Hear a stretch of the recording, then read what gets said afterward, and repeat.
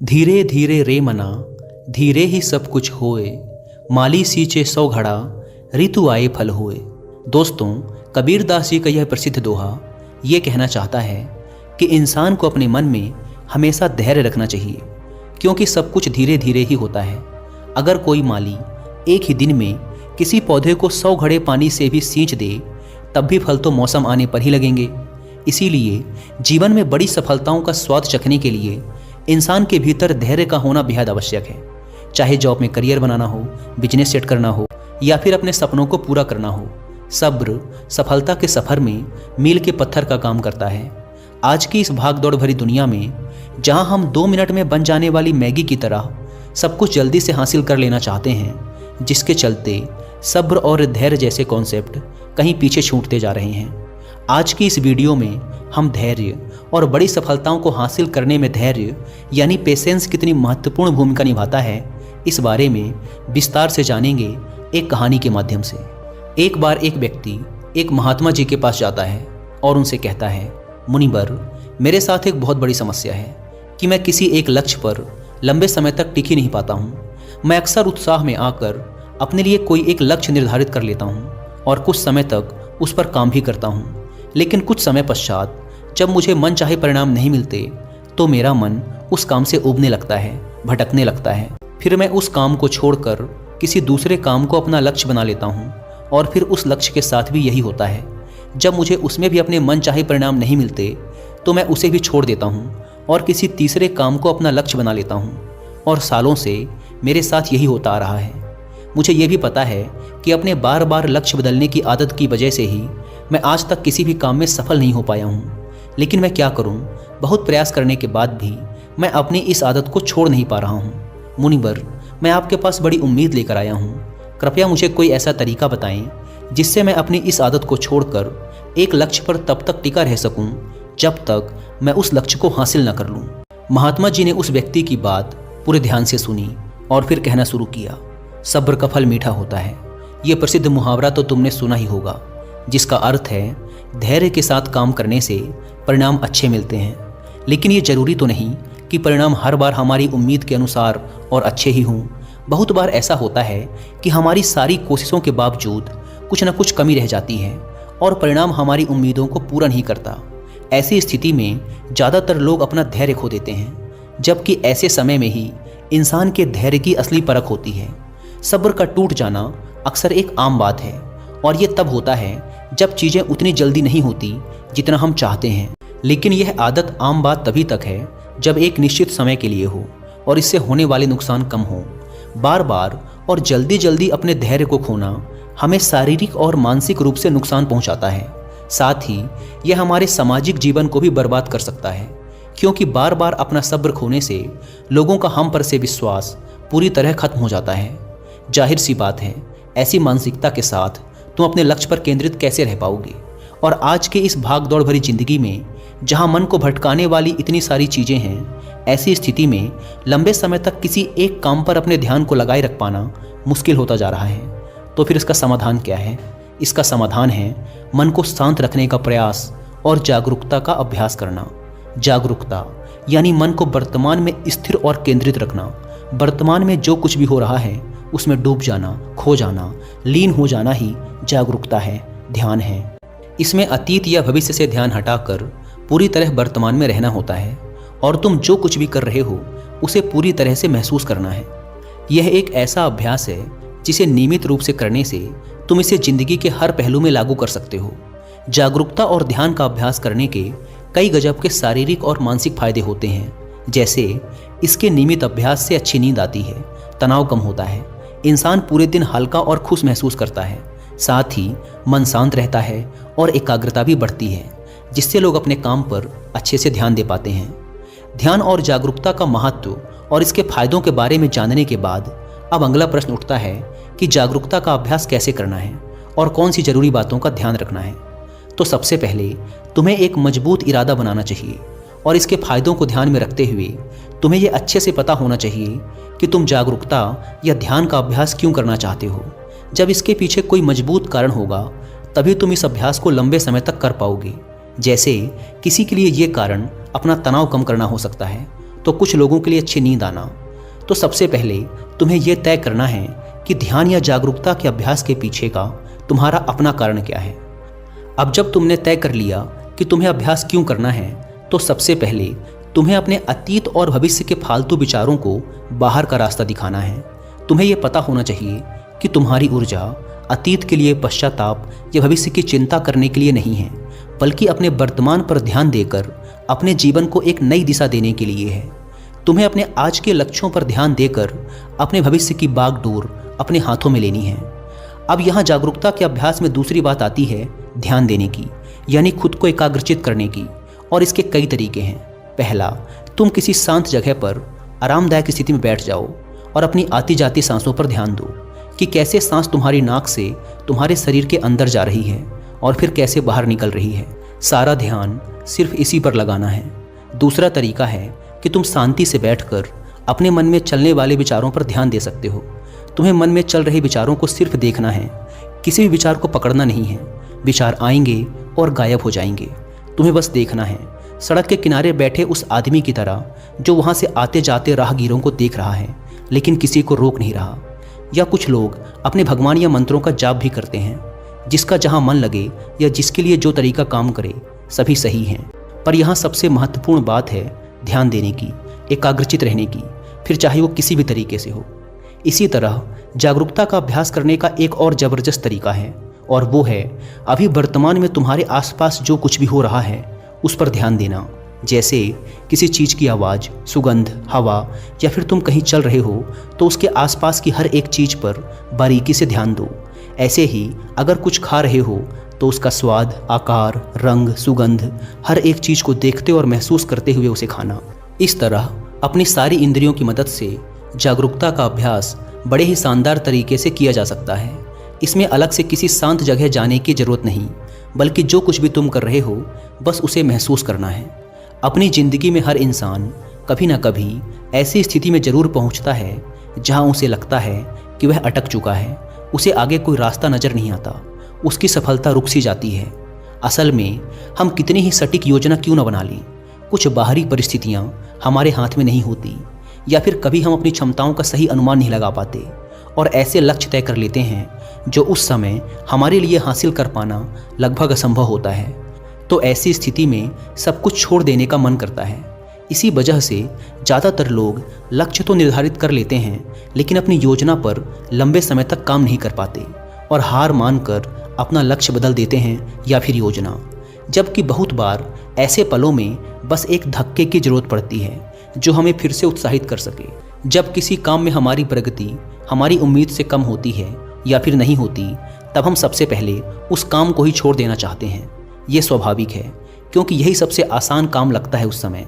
लेकिन यही बात सबसे खतरनाक भी है, क्योंकि अगर बार बार हार मान लेने की आदत पड़ गई तो फिर किसी भी काम में सफल होना तुम्हारे लिए बहुत मुश्किल हो जाएगा। ऐसी स्थिति में तुम्हें अपनी मानसिकता बदलने की ज़रूरत है। सबसे पहले जो हो रहा है उसका सही मूल्यांकन करना, गलतियों का पता लगाना और फिर उसके हिसाब से योजनाओं को नए तरीके से बनाने की ज़रूरत होती है। भविष्य की चिंता छोड़कर वर्तमान के काम पर अपना ध्यान लगाना और मन लगाकर अपने काम को पूरी जागरूकता के साथ करना तुम्हें फिर से अंदर से उत्साह से भर देगा। तुम्हें इस बात को हमेशा याद रखना है कि मुश्किलें और असफलताएं भी जिंदगी का एक हिस्सा हैं। ये हमें कुछ नया सिखाते हैं और हमारे व्यक्तित्व निर्माण में महत्वपूर्ण भूमिका निभाते हैं। अपनी मानसिकता को एक नई सोच देकर तुम सफलता के बीच में आने वाली छोटी छोटी असफलताओं को एक मौके के रूप में देख सकते हो। तुम्हें अपने अंदर एक सकारात्मक मानसिकता विकसित करनी चाहिए जो भविष्य में आने वाली चुनौतियों के लिए तुम्हें मानसिक रूप से तैयार रखेगा। तुम अपने सोचने का नज़रिया बदलकर अपनी परिस्थितियां बदल सकते हो। हमेशा ऐसे लक्ष्य तय करो जो हासिल किए जा सकते हों। अक्सर असफलता या आगे न बढ़ पाने का एक बड़ा कारण ये भी होता है कि व्यक्ति खुद से ऐसी ऐसी उम्मीदें पाल लेता है जिसे पूरा कर पाना बहुत ही मुश्किल होता है और फिर वह जल्दी ही निराश और उदास हो जाता है। अगर तुमने समाज या घर वालों के दबाव में आकर कोई ऐसा लक्ष्य तय कर लिया जो ना तो वास्तविक है और ना ही पाने योग्य है, तो फिर तुम उसे पाने के लिए चाहे कितनी ही अच्छी योजना बना लो, सफलता मिलने की संभावना बहुत ही कम होगी। हम अपने आसपास देखते हैं कि लोग सालों साल अवास्तविक लक्ष्य बनाकर उसके पीछे बर्बाद कर देते हैं और आखिरकार एक दिन थक कर हार मान लेते हैं। जबकि अगर सही योजना और कड़ी मेहनत के बाद भी तुम्हें उचित परिणाम नहीं मिल रहे हैं तो फिर तुम्हें अपने लक्ष्य में कुछ बदलाव करने की ज़रूरत है। और ऐसा करने से तुम किसी से कमतर नहीं हो जाते। हम सब अलग हैं, हमारे अंदर अलग अलग विशेषताएं हैं, हमारी सोच अलग है, हमारी परिस्थितियां अलग थी, हमारे सपने अलग हैं। इसीलिए किसी की देखा देखी, किसी की नकल ना करके, किसी के दबाव में ना आकर तुम अपने लिए वो लक्ष्य बनाओ जो तुम्हारे लिए सबसे सही हो। तभी तुम अपना सर्वश्रेष्ठ प्रदर्शन कर सकते हो और इसमें सफल होने की सबसे ज़्यादा संभावना भी है। जब लोगों को उम्मीद के अनुसार परिणाम नहीं मिलते तो वो भूल जाते हैं कि उन्होंने ये लक्ष्य क्यों बनाया था। अपने लक्ष्य हासिल करने के लिए जब हम योजना बनाते हैं तो इसके पीछे दो प्रमुख कारण होते हैं, एक आंतरिक और दूसरा बाहरी। जब किसी भी काम में प्रगति धीमी पड़ जाए या तुम्हारा आगे उस काम को करने का मन ना करे या फिर तुम हार मान लो कि अब मुझसे नहीं होगा, ऐसी स्थिति में तुम्हें अपने क्यों को याद करना है कि तुमने ये लक्ष्य क्यों बनाया था। खुद को याद दिलाना है कि अगर तुम हार मान लोगे तो इससे तुम्हारे अपने और तुमसे जुड़े लोगों के जीवन पर क्या प्रभाव पड़ेगा। अपने लक्ष्य के पीछे के मजबूत कारणों को याद करना तुम्हें ऐसी स्थिति में हौसला देगा जब तुम हार मानने वाले होगे। हमारी उम्मीद यह बताती है कि जो काम हम कर रहे हैं उसका परिणाम कैसा होना चाहिए। हम कितनी और कैसी उम्मीद रखेंगे यह बहुत सी चीज़ों पर निर्भर करता है, जैसे हमारे अतीत के अनुभव, समाज की राय, बाहरी परिस्थितियाँ इत्यादि शामिल हैं। तुमने भी अनुभव किया होगा कि जब तुम्हारे परिवार, समाज या आसपास के लोग अच्छा कर रहे होते हैं तो तुम्हारे ऊपर भी उनसे अच्छा करने का तनाव बढ़ने लगता है। लेकिन ऐसी स्थिति में तुम्हें किसी की देखा देखी या दबाव में आकर कोई काम नहीं करना चाहिए, बल्कि अपनी काबिलियत, समय, परिस्थिति, जानकारी के अनुसार ही अपना लक्ष्य तय करके उस पर काम करना चाहिए। वैसे भी इस दुनिया में सबके सारे सपने कहाँ पूरे होते हैं, लेकिन उम्मीद पूरी ना होने की स्थिति में कुछ लोग टूट जाते हैं और हार मान लेते हैं, जबकि वहीं दूसरी तरफ कुछ लोग नए सिरे से नए जोश के साथ उस काम को पूरा करने में जुट जाते हैं। कभी सोचा है ऐसा क्यों होता है कि एक ही परिस्थिति में लोग इतनी अलग अलग प्रतिक्रिया क्यों देते हैं? क्योंकि हम सब एक दूसरे से अलग हैं, हमारी सोच और क्षमताएं अलग अलग हैं। वैसे उम्मीद या अपेक्षाएं रखना गलत नहीं है, क्योंकि ये हमें अंदर से उत्साहित और जोशीला बनाए रखती हैं। लेकिन ज़रूरत से अधिक उम्मीद और अपेक्षाएं रखना चिंता और तनाव का कारण बन सकती हैं। इसीलिए हमारी अपेक्षाएं हमेशा वास्तविक होनी चाहिए, क्योंकि निराशा का सबसे बड़ा कारण होता है अवास्तविक लक्ष्य बना लेना। तुम्हें अपने लक्ष्य तय करने से पहले अपनी योग्यता, जानकारी, पसंद, परिस्थितियां, समय और उपलब्ध संसाधन पर ध्यान देना चाहिए और उसी के अनुसार अपना लक्ष्य बनाना चाहिए, ताकि तुम अपनी क्षमताओं और जानकारियों का सही उपयोग करके अपना सर्वश्रेष्ठ प्रदर्शन कर सको, न कि किसी की देखा देखी या प्रभाव में आकर खुद को ऐसे काम में झोंक दो जिसके लिए तुम्हें बाद में पछताना पड़े। श्रीमद् भगवद गीता में कहा गया है कि कर्म करो, फल की चिंता मत करो, यानी कि सिर्फ परिणाम की लालच में काम ना करें, बल्कि उसके सफ़र का भी आनंद उठाएं।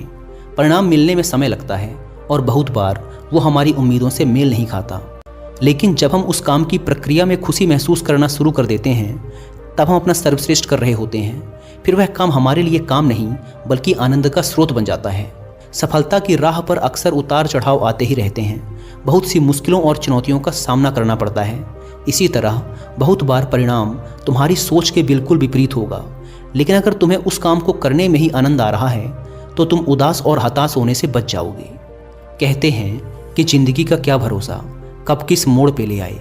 जीवन पूरी तरह से अनिश्चित है और हमेशा हमारी योजना के अनुसार चीज़ें नहीं हो सकती, क्योंकि इसमें बाहरी परिस्थितियां भी अपना असर डालती हैं जिन पर हमारा कोई वश नहीं चलता। इसीलिए ज़रूरी है कि हमारी उम्मीदों में थोड़ा लचीलापन हो।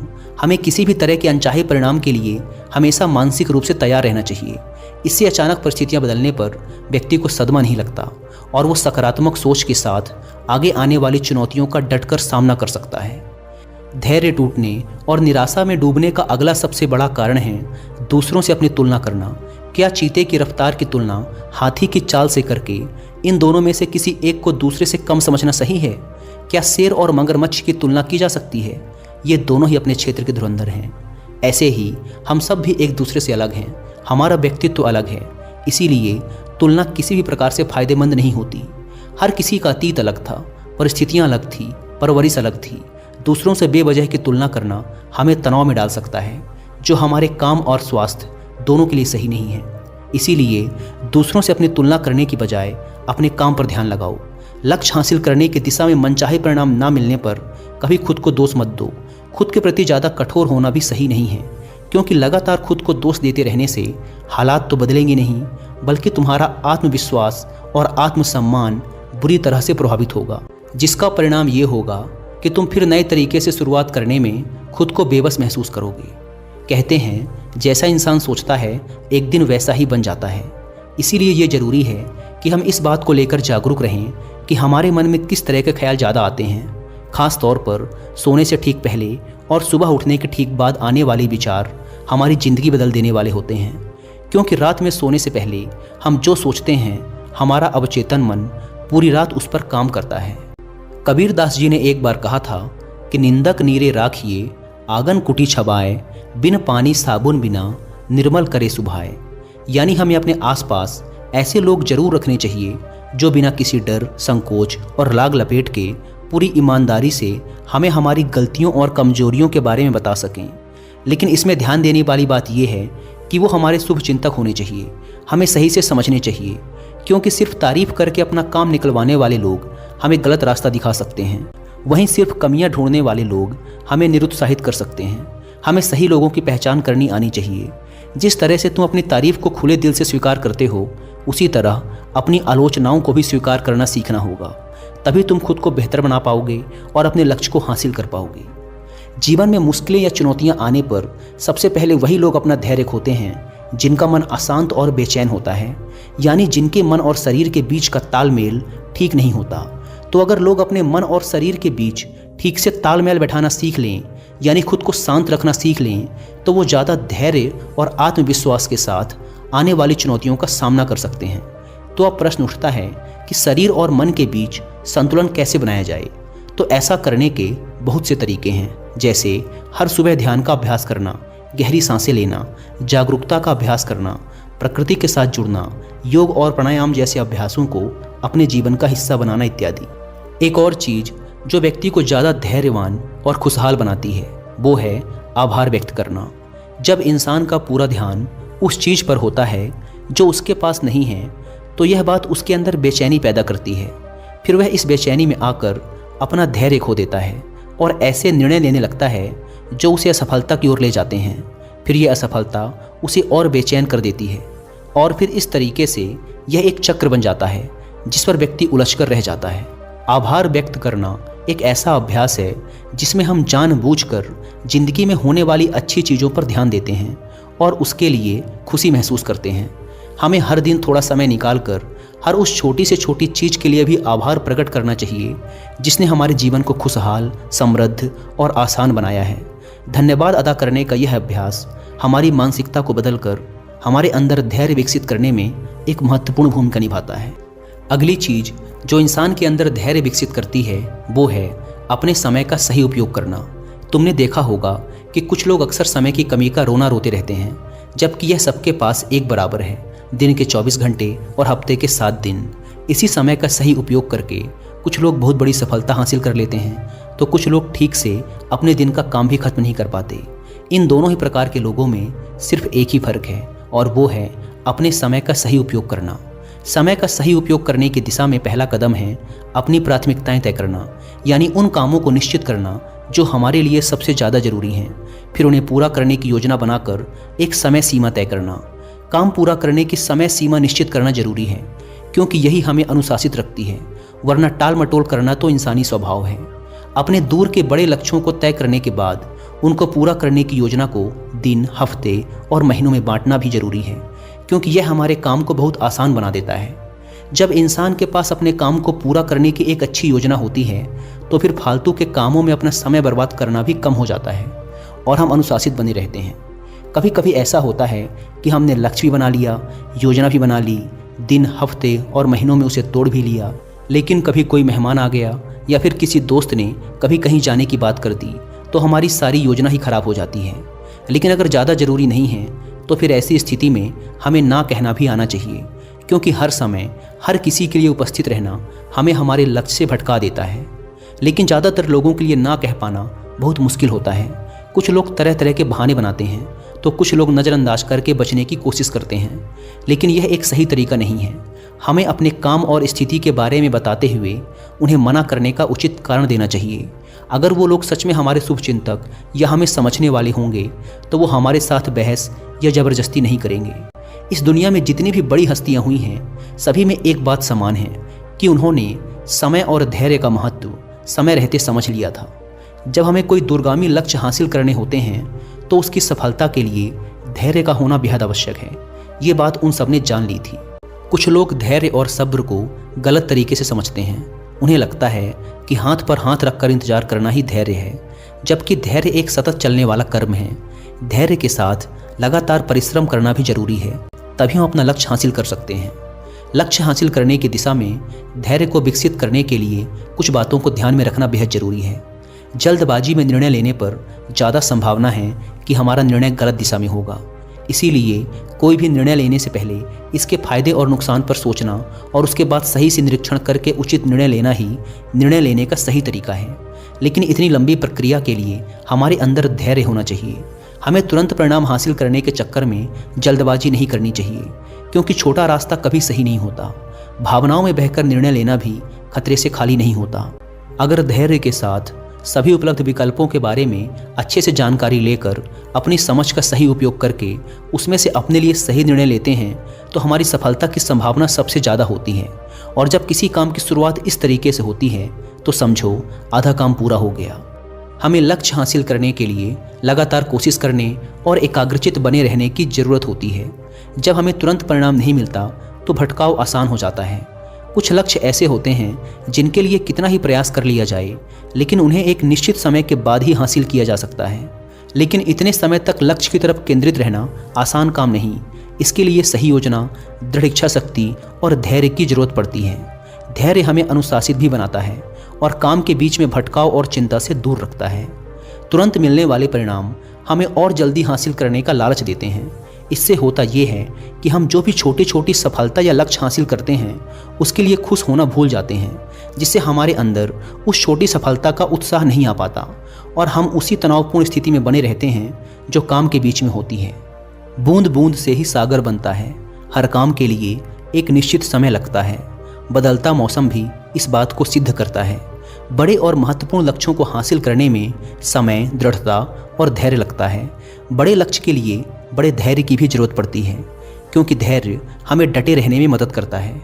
ऐसे समय में जब कोई परिणाम मिलता ना दिखाई दे, धैर्य हमारी निराशा को दूर करता है और हौसला बढ़ाता है, जिससे हम अपने लक्ष्य को हासिल करने की दिशा में लंबे समय तक पूरी दृढ़ता और आत्मविश्वास के साथ लगे रहते हैं। इतना कहने के बाद महात्मा जी ने अपनी बात समाप्त की और वो मौन हो गए। उस व्यक्ति को भी धैर्य और सफलता प्राप्ति में धैर्य के महत्व का अर्थ पता चल चुका था। उसने इस जानकारी के लिए महात्मा जी का धन्यवाद किया और वहाँ से चला गया। दोस्तों, मुझे उम्मीद है कि आपको भी इस वीडियो से काफ़ी कुछ सीखने को मिला होगा। धन्यवाद।